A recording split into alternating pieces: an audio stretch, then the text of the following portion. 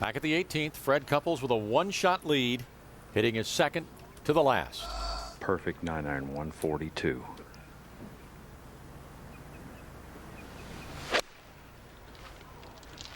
Stay right.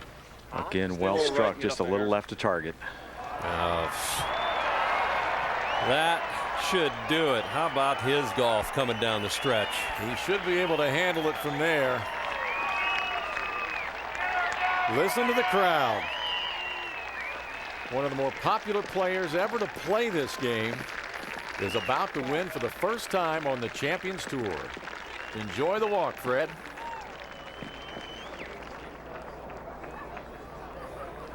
Shot 21 under in Hawaii and got beat by Tom Watson. Had a 6-shot lead today, only to watch it disappear because Tommy Armour was shooting 61, but comes up big with a birdie at 17 and is now on his way to his first Champions Tour win. He's a big draw. There's no question about it. People love him. Extremely talented. He said before the week started he really wanted to win because he wants to get that weight off his shoulders and relax out here a little bit. Didn't take him long. This is only his second start.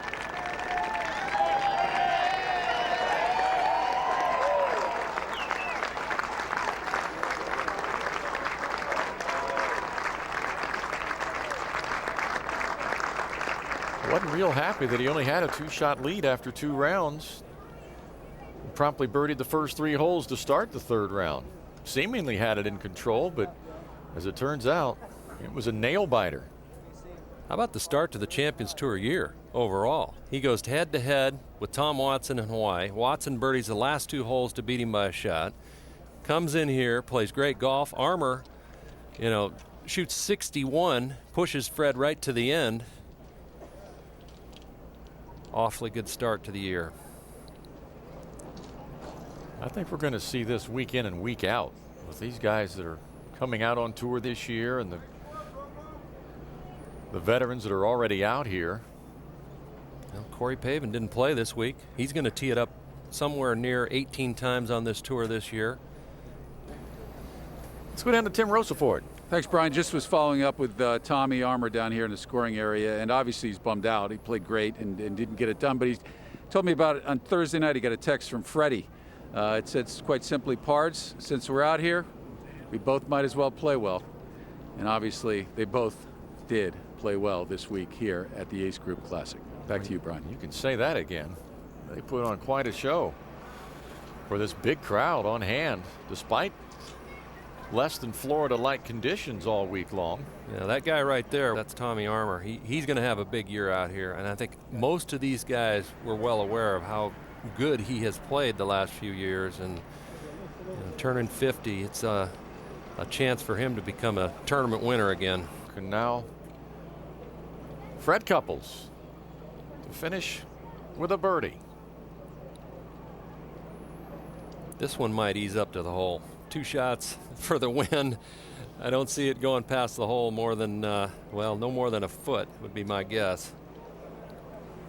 I'll take the under.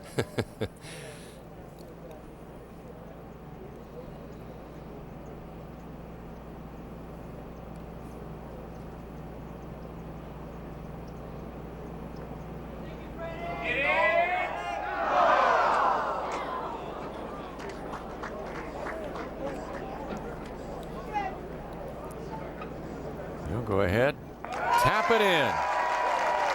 It's been 114 events between wins for Fred Couples. His last came at the 2003 Shell Houston Open, and his first on the Champions Tour is the 2010 Ace Group Classic. A little surprising Dan Forsman didn't play before Fred to the custom clear the stage for the champion. Dan will now finish up.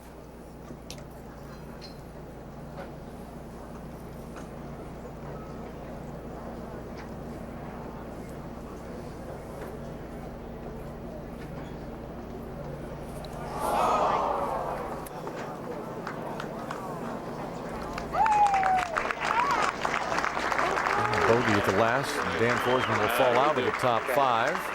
Congratulations, champ. Nice going, brother. Proud of you. Nice going. Joey? Played great. Good work. You deserve it. Nice work. Want this thing? Simon's No.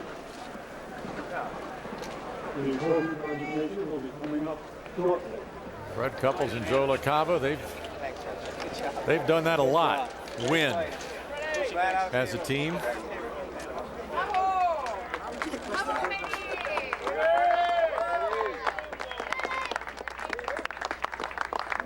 Okay.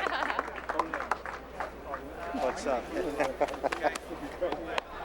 Jesus Christ. Wow. We will hear from the champion when we come back to Naples. Fred Couples is a winner on the Champions Tour. It's time for our ace shots of the tournament.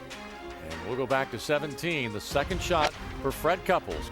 Tied for the lead at the time. 1 foot. But he stuffed it in there to about 4 feet.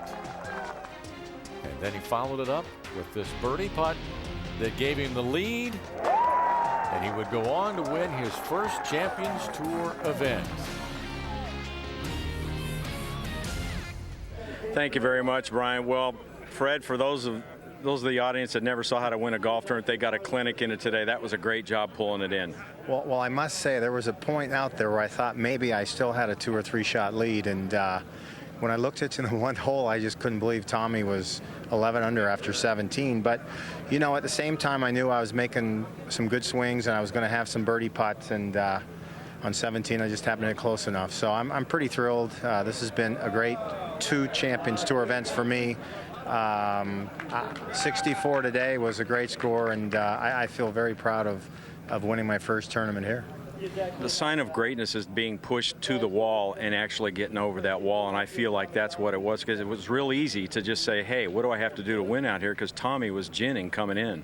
Well, exactly. And you know, I love looking at the leaderboard.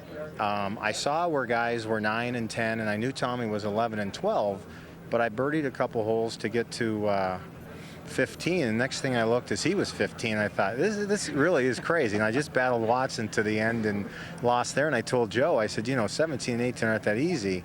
He goes, well, we'll get one of them, and that's what happened. But you know, I am enjoying this tour a lot. I will say that, not because I'm playing well and I finished second, first, just because I've seen so many guys I haven't seen in years, and they're all coming up to me and they are making me feel good out here, and I know I'm going to help the tour. I just didn't think I'd win this fast, and I'm kind of glad I did. Well, you've helped out here judging by the crowds, but take us back to your last win in Houston. Any similar feelings at all out here as you had then? Well, I had about 30,000 people screaming for Cougar go, but I'm not going to lie to you. On the 18th hole, I had the same club into the green. I had the same putt, and I made the one there to win by a shot. And here, you know, I just said, don't do anything stupid. If it doesn't go in, you know, make it as short as you can. But, you know, I feel great about winning because I'm shooting a lot under par. And, you know, I haven't shot 64s and 6s and 7s in a long time. And for people out there that, you know, once you get 5 or 6 under, it ain't easy to get 7 or 8.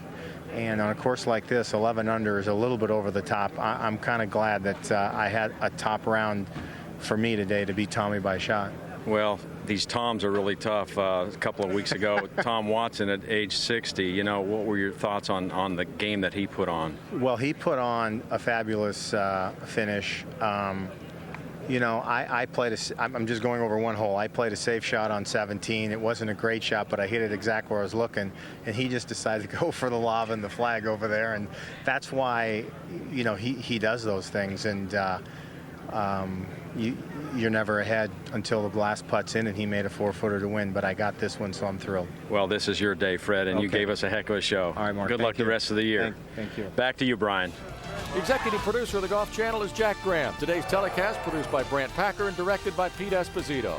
For Kurt Byram, John Mahaffey, David Marr, Mark Lyon, Tim Rosafort, I'm Brian Hammonds. Good afternoon from Naples, Florida.